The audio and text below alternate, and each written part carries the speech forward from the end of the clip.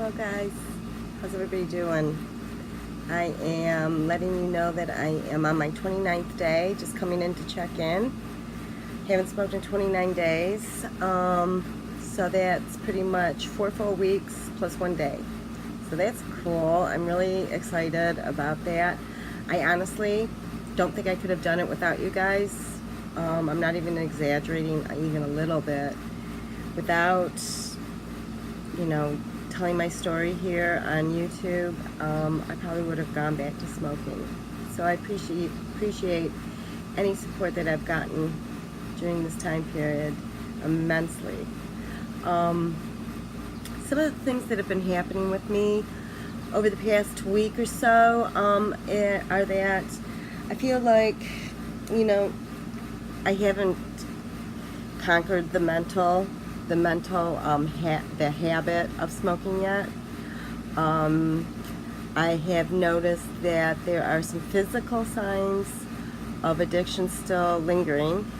I don't feel like it's the actual nicotine addiction. I think that it's just the physical habitual addiction. And for instance, I will tell you what's been going on. Occasionally I will feel my heart palpitating and like just beating very quickly, like boom, boom, boom, boom. And it used to do that when my body realized that I was overdue for a cigarette.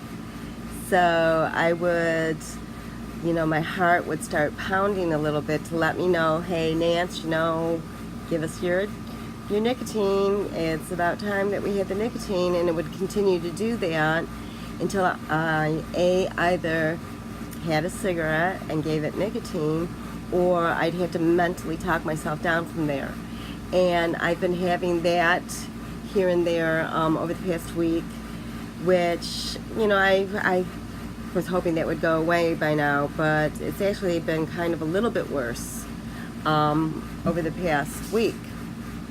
So the other thing that has been going on on a positive note is the fact that I have been smelling more, and I've been tasting more. So I have noticed that my sense of smell is getting better. I don't think it's 100%. It's probably more like 50%. It's noticeably better. I was taking a bike ride yesterday around the neighborhood, and it's, beautiful late spring day, early summer, and there's flowers everywhere, and I could smell like a bouquet of scents while I was driving down the street, and which I couldn't do when I was smoking at all. I mean, occasionally I would smell like some pine or something like that, but not in the, I smelled a vast array of different smells, and it was beautiful. And, just reminded me of some of the things that I did without while I was smoking. I mean, just literally smelling things. Yeah. So, tasting, because your sense of smell is so closely related to your sense of taste. Plus, when you're inhaling smoke, you're damaging your taste buds, right? And the whole throat and everything like that. So my sense of taste has improved. More. I wouldn't say that it's 100%, but it feels better. I'm not sure. I eat somewhat of a bland diet. I eat my fruits and veg and things like that, but I'm not really eating a ton of spicy things, and so I'm not sure whether or not it's markedly improved or not. I'm going to go with it's a little bit improved. So I don't think that it's back to 100% at all. I'm going to have a little sip of water. I'm thirsty all the time. Okay. So yeah, last time we were talking about the fact that I'm not really a non-smoker at this point. I am simply a smoker who has chosen not to smoke. I'm a smoker who's currently not smoking. So I wanted to go into that just a little bit more because I was talking to a friend of mine, who is very familiar with the 12-step program, and they were telling me that, you know, there are two types of people that are in the 12-step program. That's primarily for alcohol. And this, you know, but there are so many similarities between all the addictions, and that one's pretty much for alcohol. But what they were telling me is that the two types of people that are in the program are the people who are, well, they're all alcoholics. There are those that they call the dry drunk.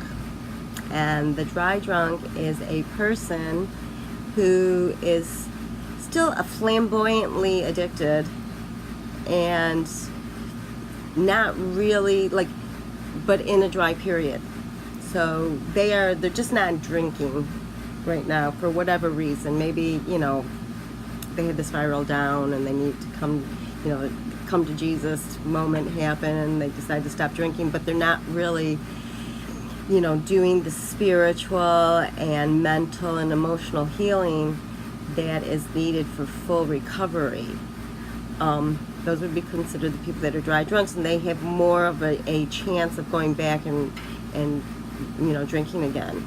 Whereas the other type is the person who has recognized their addiction and is hitting root causes of the addiction, or maybe not even as much causes as you know, the consequences of their addiction, and trying to heal in, you know, multi-layered healing, physical, mental, spiritual, social healing.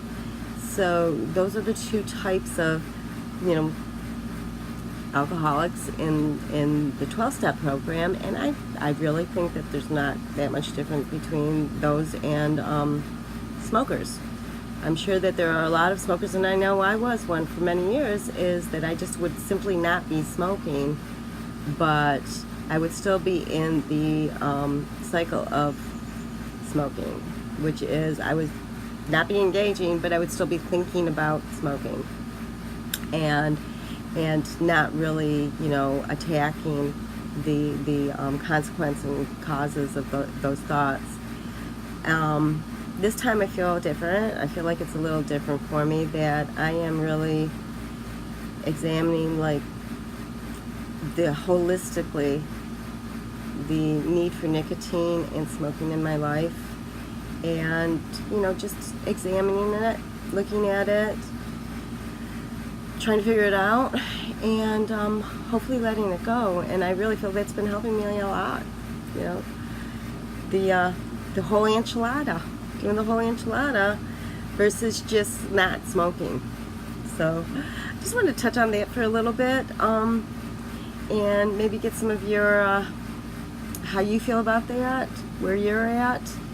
Do you feel like you're a smoker who just currently is dry, or are you really going for it and, you know, trying to heal on the multi-level healing of your addiction? So let me know what's going on in your life.